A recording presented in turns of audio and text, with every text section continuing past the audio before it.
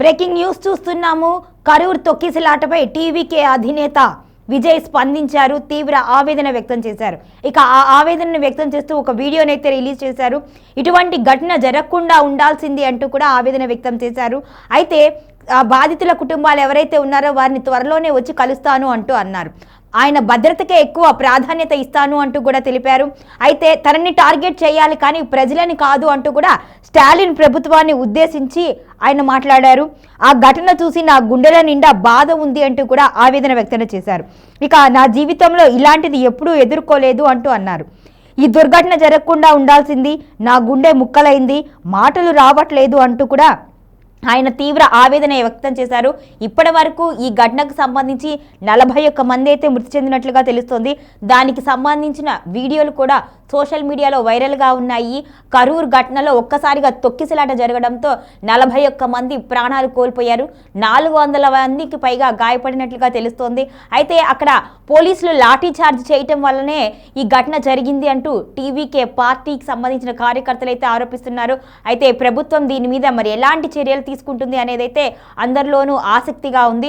అయితే విజయ్ మాత్రం ప్రభుత్వాన్ని ఉద్దేశించే వ్యాఖ్యలు చేశారు. తనని టార్గెట్ చేయండి, ఏదైనా సమస్య ఉంటే తన మీద చూసుకోండి, కానీ ప్రజలను ఏమీ చేయొద్దు, నా ప్రజల మీద ఎటువంటి ఇబ్బందులు కలిగించొద్దు అంటూ కూడా విజయ్ వ్యాఖ్యానించారు. మాపై కేసులు పెట్టండి, పర్వాలేదు, తప్పు లేకపోయినా ప్రస్తుతం కేసులు పెడుతూనే ఉన్నారు, అయినా సరే మేము తట్టుకొని నిలబడతాం, కానీ అమాయక ప్రజలను ఏమీ చేయకండి అంటూ కూడా ఆయన తీవ్ర ఆవేదన అయితే వ్యక్తం చేశారు. ఇక త్వరలోనే బాధిత కుటుంబాలని కలుస్తాను అని అన్నారు. వారిని పరామర్శిస్తాను అని చెప్పారు. ఇక అదేవిధంగా త్వరలోనే తిరుమల వెంకటేశ్వర స్వామిని దర్శించుకుంటాను అని కూడా విజయ్ చెప్పారు.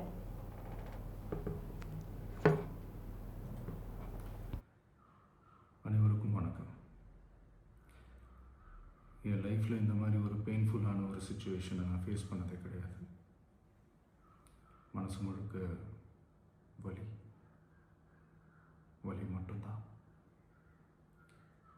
இந்த சுற்றுப்பயணத்தில் என்னென்ன மக்கள் பார்க்க வராங்க, அதுக்கு ஒரே ஒரு காரணம் தான், அவங்க என் மேலே வச்சிருக்கிற அன்பும் பாசம். அந்த அன்புக்கும் பாசத்துக்கும் நான் எப்பவும் கடமைப்பட்டிருக்கிறேன். அதனால தான் இந்த சுற்றுப்பயணத்தில் மற்ற எல்லா விஷயங்களையும் தாண்டி மக்களுடைய சேஃப்டி, அதில் எந்த காம்ப்ரமைஸும் பண்ணிடக்கூடாதுன்றதுக்காக தான் அது என் மனசில் ரொம்ப ஆழமாக இருக்கும் அந்த எண்ணம்.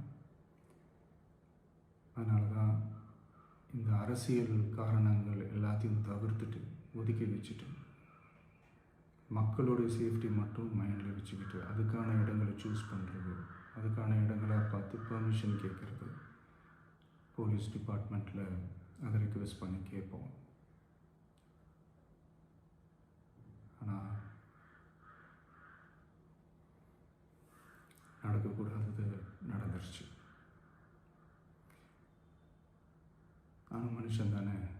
அந்த நேரத்தில் அத்தனை பேர் பாதிக்கப்பட்டு இருக்கும்போது எப்படி அந்த ஊரை விட்டுட்டு என்னால் கிளம்பி வர முடியும்? நான் திரும்ப அங்கே போகணும்னு இருந்துச்சுன்னா அதை ஒரு காரணம் காட்டி அங்கே வேறு சில பதட்டமான சுச்சுவேஷன்ஸ், வேறு சில சம்பாவிதங்கள்